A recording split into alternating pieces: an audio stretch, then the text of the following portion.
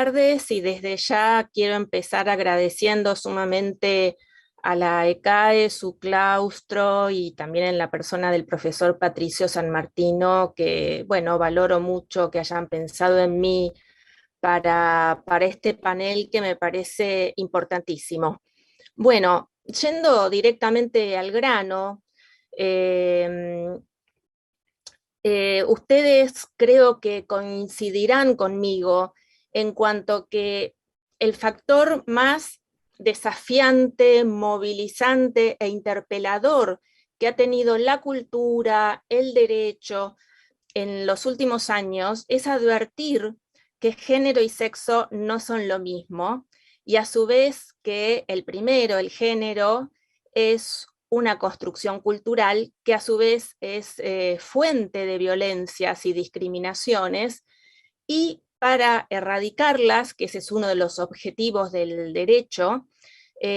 hace falta cambiar ese pacto cultural implícito y modificar las creencias y la cultura, convirtiéndolo entonces en una nueva situación social que sea más paritaria o equitativa. Entonces, es lógico que haya una preocupación por indagar cómo y por qué hay personas con situaciones comparativamente desaventajadas en la sociedad, qué lo explica y cómo revertirlo. Y esto que han abordado las otras ramas del derecho, creo que en la nuestra es central, porque la nuestra se vincula enormemente con la juridificación del ejercicio del poder ejecutivo, el poder administrador y el ejercicio, el desempeño de la función administrativa, y precisamente los estudios de género han ido ligados con toda una explicación de las relaciones desiguales de poder. Entonces, el advenimiento de nuevas propuestas de nivelar o hacer más paritaria cuando se hace una lectura analítica de género a ese poder es un dato y un factor insoslayable para cualquier persona de nuestra querida especialidad. Desde ya que sabemos que hay mecanismos bastante falaces de naturalización, donde se busca en el mundo natural una supuesta explicación de una situación que ha sido creada deliberadamente, lo cual es apreciable en todos los tipos de discriminación, no solamente contra la mujer. En la esclavitud también se solía decir que las personas afrodescendientes no eran seres humanos. En el caso de la mujer se apela al hecho de que la mayoría tienen la posibilidad de gestar, pero todo ese ensamblaje cultural que pretendía ser natural y hoy sabemos que no lo es,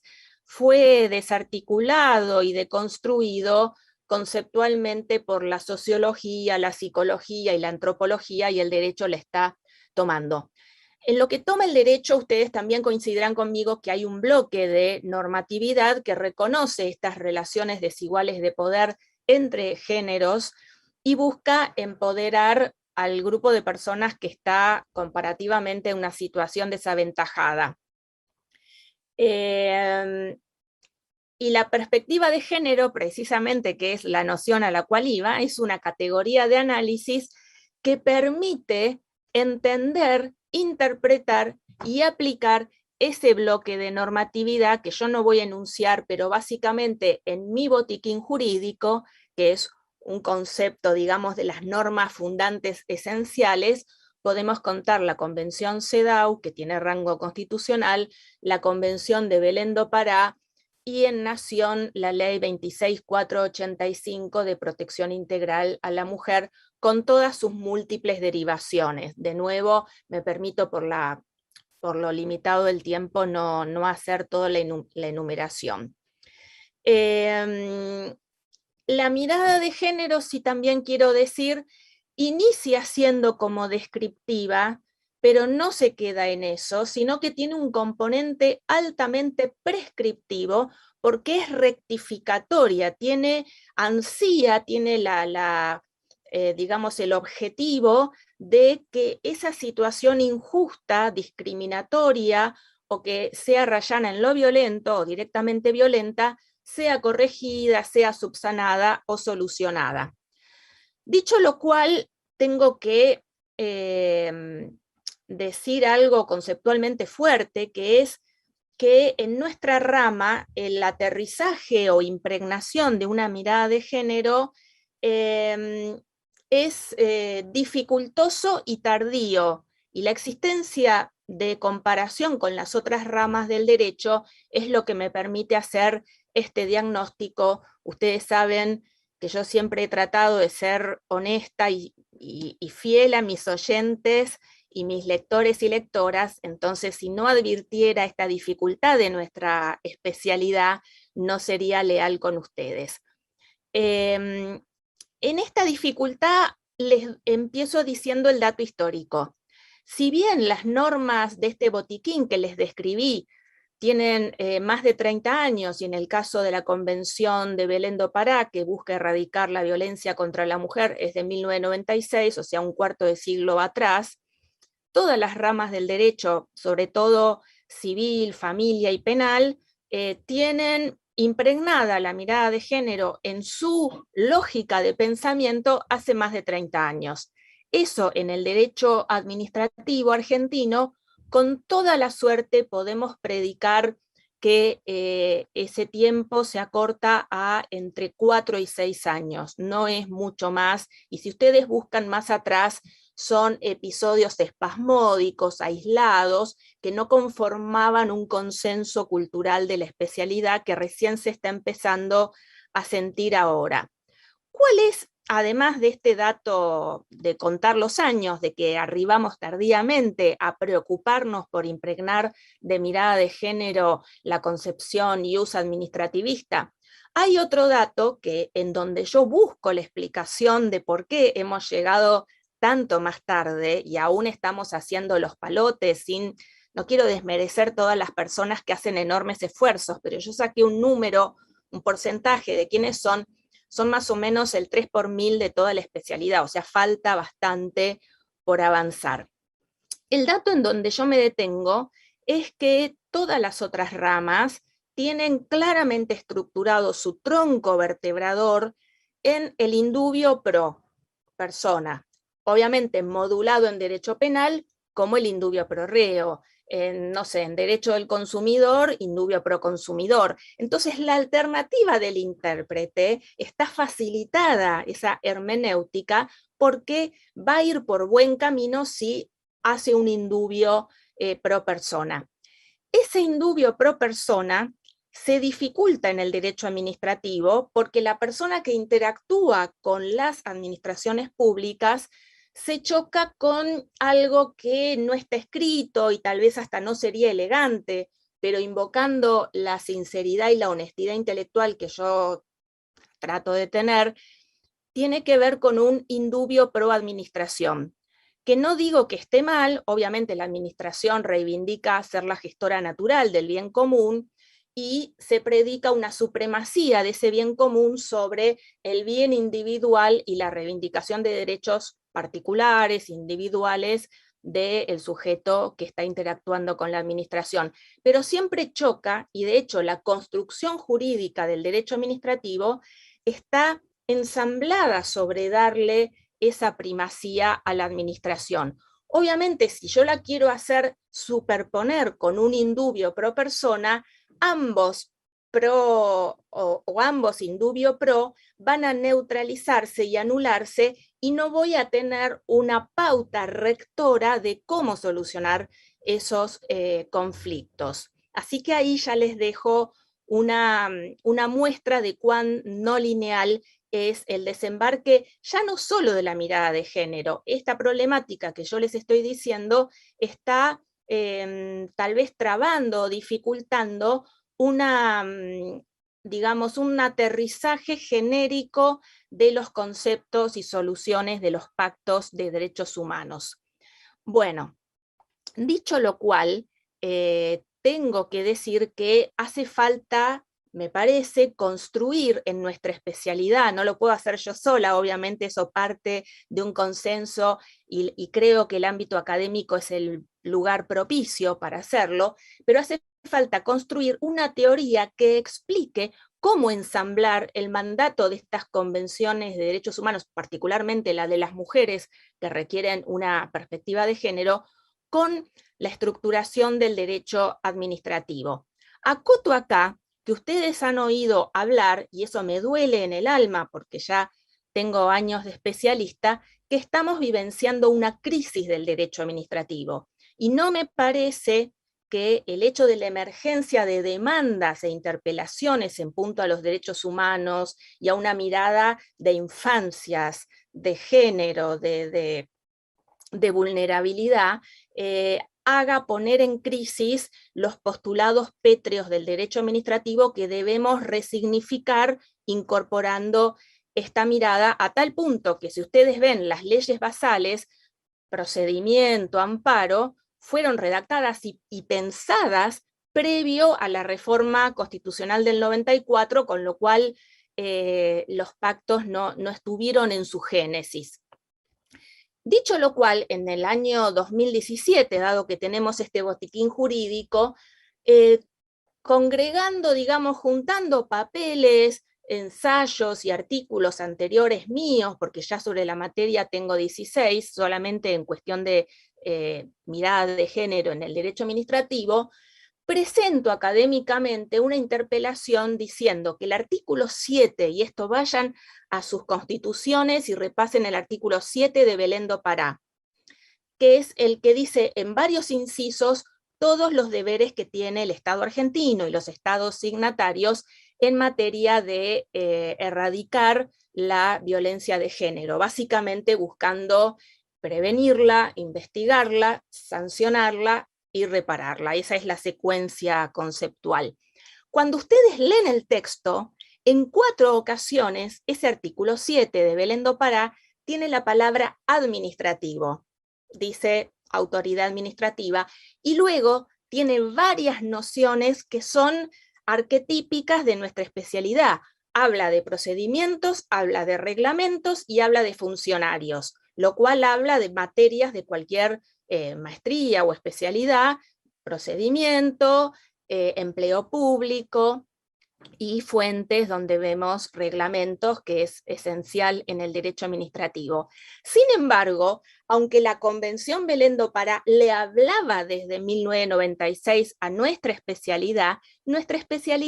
no dio signo ni síntoma alguno de sentirse interpelada y de tener que recoger el guante y efectivamente hablarle a la convención y decir, aquí estoy, voy a reformular mi procedimiento o voy a escribir y pensar de cero un procedimiento con una mirada crítica y un enfoque de género que sea respetuoso de esa convención. O sea, yo planteé, y eso fue muy movilizante para muchas personas en 2017, y yo lo tenía pensado desde 2014 y no me animaba porque me parecía que era tan obvio y no encontraba a nadie que lo diga de esa manera, así que aunque era un poco elegante, digamos, no era lo más simpático, lo dije. 4 años más tarde, se han movido algunos elementos, pero ha sido bastante escaso y sigo sintiendo que la interpelación es pertinente. Por ejemplo, les doy un ejemplo en la formación de un administrativista. El concepto de debida diligencia. Si ustedes leen todo el sistema interamericano en sus fallos y opiniones consultivas y detectan en qué consiste la debida diligencia, la genérica del Pacto de Costa Rica, pero la específica también, agravada y reforzada en materia de evitar la violencia de género, van a ver que fenomenológicamente remite a actividad de la administración, o sea, al ejercicio de la función administrativa. Ergo, ¿quién debería sentirse soberano? ¿Qué especialista debería sentirse que es pertinente y que es parte de nuestras incumbencias en nuestra rama? Nosotros, los administrativistas.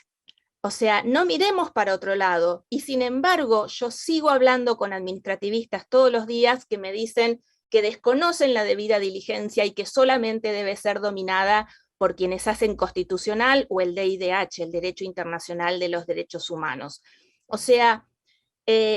falta, y fíjense, el nuestro no es una especialidad carente de teorías. Tenemos la teoría del órgano, la teoría de la zona de reserva, y nos merecemos y debemos fundar una teoría de compatibilización que permita el aterrizaje franco y pleno de la mirada de derechos humanos, que es un imperativo normativo por las convenciones. Acá me quiero detener un segundo en lo siguiente. Transversalizar la mirada de género en una rama del derecho es volver a pensar cada asignatura desde cero, viendo si resiste la mirada que le propone la convención. O sea, no es una cosa cosmética, como yo siento que ahora hay apliques conceptuales para salir del paso y no incurrir en responsabilidad internacional. Hago la metáfora con la Navidad que tenemos próxima. Lo cosmético es mantener el tronco del árbol y las ramas y cambiar la pelotita roja por una plateada o blanca. Y acá hace falta pensar si el tronco de ese árbol está bien y si es adecuado e idóneo y compatible con los mandatos de las convenciones de derechos humanos. Lo otro que es un requerimiento es que la supuesta neutralidad del derecho debería ser revisada, porque hay políticas digamos, hay normas administrativas pretensamente neutras que no lo están siendo. Y finalmente, en cuanto a las áreas de desarrollo, reconozco que ha habido avances en responsabilidad del Estado, en empleo público, en materia de fuentes y en materia de organización. Pero no hay bibliografía, por ejemplo, sobre la ley Micaela, que ha sido disruptiva y una gran innovación para el desempeño del Estado. Con lo cual, finalmente, quiero terminar diciendo que estamos en un verdadero momento histórico, en un punto de inflexión, porque está temblando la última barrera para el avance de una mirada más feminista, paritaria e impregnada de una visión de derechos humanos. Ciertamente que el rey está desnudo, o como dice el cuento de Andersen, el emperador está desnudo, y yo solamente les puedo decir el dato, no me pidan que lo vista yo, pero creo que entre todos tenemos que diseñarle un nuevo guardarropas. Nada más y muchas gracias. Muchas gracias, doctora Caputi. Muy amable por haber respetado el tiempo. Vamos a darle paso a la exposición del doctor Rodolfo Facio, que es magistrado en la Cámara Nacional en lo Contencioso Administrativo Federal, y se va a referir a la perspectiva de género en la jurisprudencia administrativa, problemas y tendencias. Adelante, doctor Facio, tiene la palabra. Buenas tardes a todas y a todos. Qué placer y qué honor de estar aquí en esta jornada y en este panel. Gracias Patricio Sammartino, gracias Gabriela Stortoni, gracias Pablo Cabral, gracias a la Procuración del Tesoro, a la Escuela de Abogados del Estado y a la Universidad Nacional de 3 de Febrero. Y qué placer y qué honor compartir este panel con mi querida colega, excelente jueza y gran jurista como es Claudia Caputi. Bien, me quedo, por supuesto, con muchas cosas que dijo Claudia. Voy a utilizar y voy a quedarme con una expresión que suele utilizar, que es esta del botiquín jurídico, ¿no? El botiquín suele servir para curar, y desde el derecho en general llegamos tarde, ¿no? Llegamos para las respuestas posteriores a aquellas situaciones dañosas, pero estamos tratando de llegar antes. Es cierto, como dijo Claudia, que el derecho administrativo, al menos la jurisprudencia, y yo voy a hablar en síntesis de la jurisprudencia del fuero de la Cámara que yo integro, tiene tal vez un punto de partida cuantitativo en unos 5 o 6 años atrás para aquí, pero podemos encontrar hace más o menos unos 10 años ya algunos pronunciamientos que involucran y dejan de manifiesto la importancia que tiene, yo le llamo el marco jurídico de protección hacia las mujeres, porque ese marco jurídico está integrado, por lo menos a mi modo de ver, por convenciones internacionales, tratados internacionales, por leyes argentinas, pero también por algunos instrumentos internacionales que no tienen tal vez la jerarquía, la categoría o la definición de tratado de convención. Por lo tanto, tal vez pueda haber alguna duda sobre la calificación como norma jurídica o conjunto de normas jurídicas, pero por eso yo hago referencia a ese marco normativo. Hace más o menos unos 15 días atrás, la Corte Suprema publicó un suplemento de sentencias referentes o que contienen en distintas ramas, en distintas materias, una mirada de género. Y allí podemos ver que, como dice Claudia, claramente hay menos cantidad de sentencias en materia de derecho administrativo si comparamos, por ejemplo,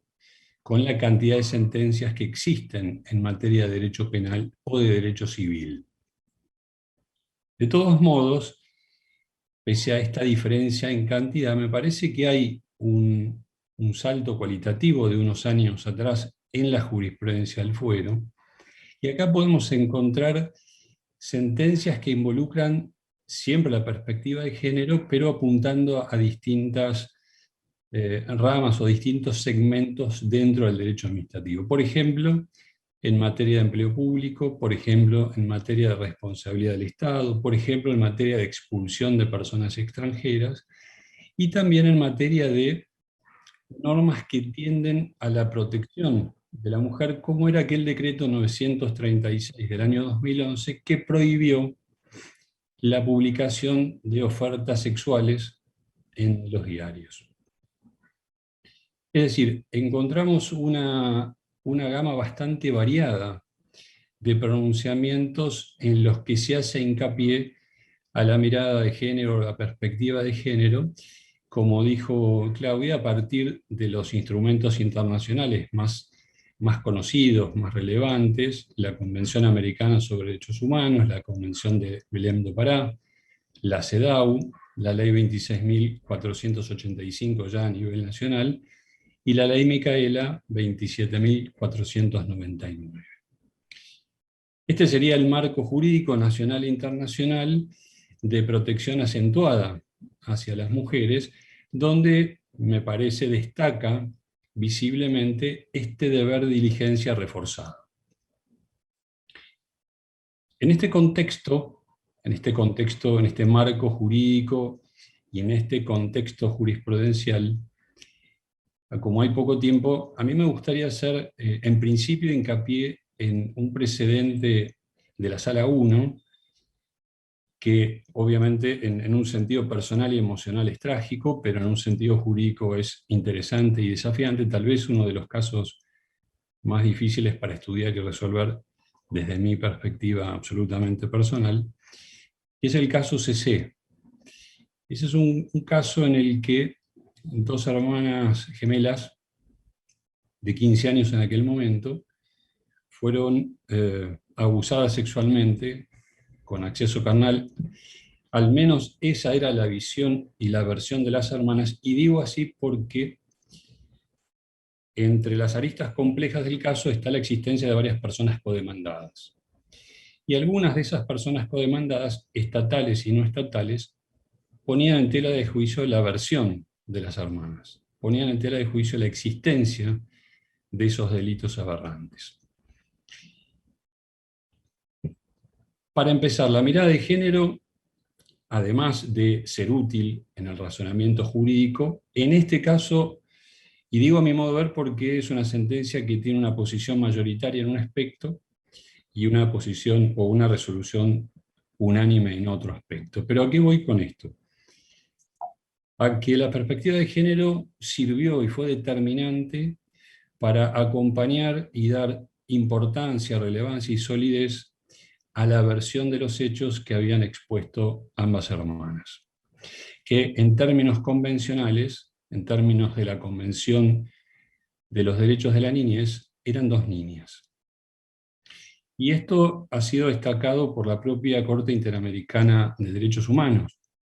la importancia que tiene la mirada de género a partir del sistema interamericano, pero también obviamente del sistema universal de derechos humanos. ¿Por qué? Porque cuando hablamos de abuso sexual con acceso carnal es una forma jurídica, podríamos hablar de violaciones, ¿no? La Corte Interamericana se pregunta y se contesta, por supuesto, ¿cuántas posibilidades hay de probar una violación? ¿Cuántas pruebas suele dejar un violador? Seguramente ninguna. Por eso, frente a la versión, por lo menos en este caso concreto, de las hermanas, y por supuesto, conjuntamente con indicios que eran contundentes, que eran relevantes, como por ejemplo peritajes clínicos y psicológicos que se habían producido en la investigación penal, se pudo llegar a la conclusión de que los hechos habían acontecido tal y como decían las hermanas. ¿Pero cuáles eran esos hechos? Las hermanas habían sido interceptadas en la vía pública y habían sido conducidas por un varón hacia un terreno que formaba parte de una concesión dada por el Estado Nacional a una empresa privada para explotar el servicio ferroviario de transporte de cargas. Ese terreno era parte de la concesión, de todas aquellas cosas y elementos que habían sido concesionados y concesionadas además del servicio. En ese terreno fue donde se produjeron estos abusos sexuales. ¿Cuál es el desafío jurídico una vez que teníamos despejado o despejada la veracidad de los hechos, la ocurrencia de los hechos? La dificultad en razonamiento jurídico era, en primer lugar, ver qué responsabilidad podían tener otras personas, además de la persona física que había cometido esos delitos. Concretamente, para sintetizar un poco el resumen, la empresa concesionaria del servicio público y el Estado Nacional en distintos formatos, en distintas manifestaciones, tanto el Estado Nacional, es decir, el Estado centralizado, como el Estado descentralizado, concretamente la CNRT. Bien, por unanimidad, la Sala consideró que la empresa concesionaria era responsable por la falta de mantenimiento del predio. La falta de mantenimiento implicaba la falta de desmalezamiento, la falta de iluminación, la falta de un vallado, y esto implicaba el incumplimiento contractual de diversas obligaciones, o al menos de la más importante, que era mantener los elementos y las cosas que conformaban la concesión en condiciones óptimas. Esta fue la primera conclusión a la que llegó la Sala por unanimidad. Por mayoría, en cambio, se llegó a la conclusión de que el Estado Nacional, tanto el Estado Nacional centralizado, Ministerio de Transporte, como el Estado Nacional descentralizado, Comisión Nacional de Regulación del Transporte, tenían responsabilidad en las consecuencias dañosas, es decir, en las violaciones. Por supuesto, no porque hubiesen participado activamente personas físicas que se hayan desempeñado para el Estado Nacional centralizado o descentralizado, sino por la falta de servicio dada por, a su vez, la falta de control, la falta de fiscalización del cumplimiento de esas obligaciones contractuales. Al estudiar ese caso yo me preguntaba, me lo pregunté yo, lo hablé con mis colegas, si las situaciones en las que están involucradas las distintas formas de violencia de género contra la mujer podían hacer repensar el esquema de responsabilidad. Por supuesto estamos hablando de una responsabilidad por una actividad ilícita, antijurídica, por una irregularidad, tal vez suplantando el factor de atribución, falta de servicio, por otro similar, invirtiendo la carga de la prueba. Y es una pregunta que me parece que puede ser interesante, y bueno, me la respondí en ese caso diciendo, bueno, acá tal vez no haga falta reemplazar este esquema, o al menos uno de los presupuestos del esquema de responsabilidad por otro. ¿Por qué? Porque frente a mandatos expresos y determinados, por lo menos desde el punto de vista de quienes conformamos la mayoría en esa sentencia,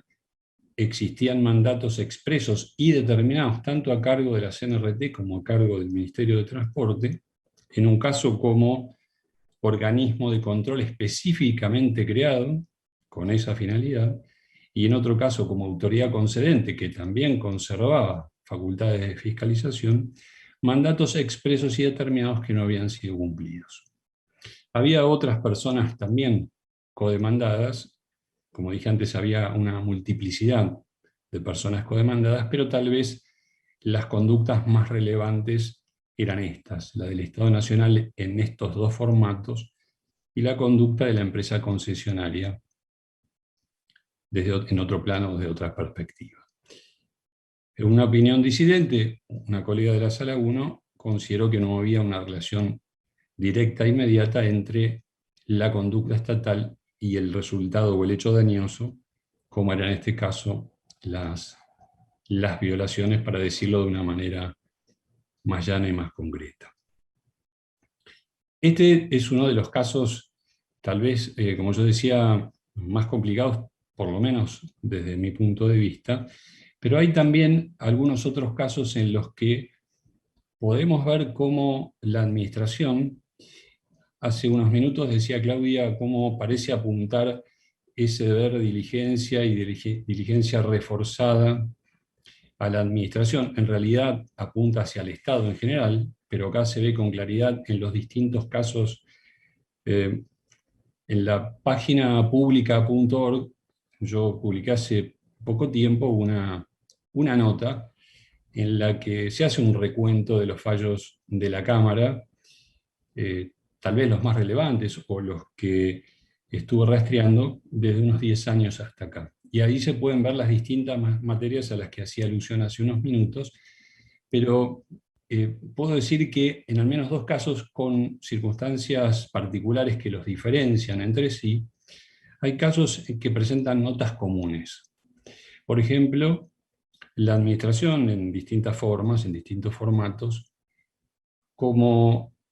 una administración que no toma la verdadera o no cumple o no respeta la verdadera dimensión del procedimiento administrativo, en dos casos en los que se hallaban en juego los derechos de dos trabajadoras embarazadas, en uno de ellos una trabajadora embarazada con embarazo de alto riesgo, como una primera ilegitimidad, es decir, una falta de observancia de la verdadera dimensión, ¿no?, jurídica, axiológica que tiene el procedimiento administrativo para permitir a la persona exponer su punto de vista, sus puntos de vista, sus defensas, y al mismo tiempo, como otra deficiencia, como una segunda deficiencia tan importante, o más tal vez, pero complementaria si se quiere, la falta de observancia de estas normas o de estas pautas, de estos principios y de estas reglas que conforman lo que, como dije antes, yo denomino el marco jurídico de protección integral hacia la mujer, tanto a nivel internacional como a nivel nacional. Para cerrar, es cierto que el derecho administrativo, el fuero, la aplicación judicial del derecho administrativo, todavía estamos un poco atrasados en comparación con otras ramas, pero me da la impresión de que vamos por buen camino. Muchas gracias.